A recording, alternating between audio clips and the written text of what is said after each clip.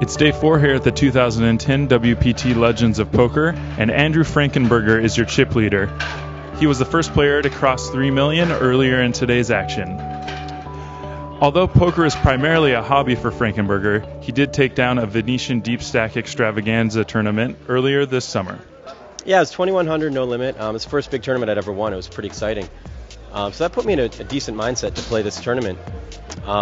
But the stakes are bigger here. There's a lot more players that I recognize, a lot more camera crews. So this is the first time I'm in this type of situation. But at the table, I feel very comfortable. In front of the camera, less so. But tournament at the table, I feel quite at ease.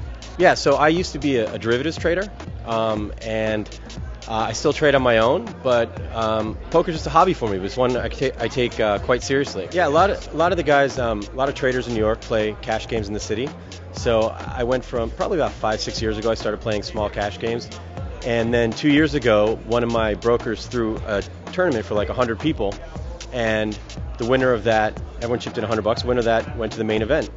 So I went a couple years ago, and that was the first time I'd played in a big tournament like that. And I had just the time of my life. So I've been back, each year now I'm planning on playing the main event.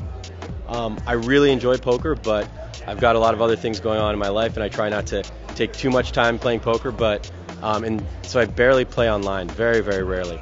But I do like playing live tournaments. I plan on playing the main event and a lot of the WSOP events in Vegas, and I'm actually probably going to go to London next month. So I like playing live events, but not too much cash games or internet games at home. I've actually been pretty steady. Like I was second in chips coming into day 3, and I took a pretty big dive down to below average and doubled up really quickly after that. So it sort of makes, it's pretty steady, then a plummet, and then wait up. It's sort of been going, sort of climbing higher since then.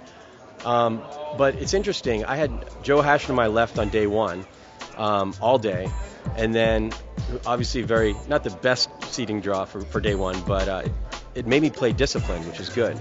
And then on day 2, even though I had a tall stack, I had an even taller stack on my left, one of the chip leaders, and another tall stack. So I've constantly had really good players to my immediate left. And then day 3, I opened with Hachem. So I think that's helped me, play within my means and really play discipline.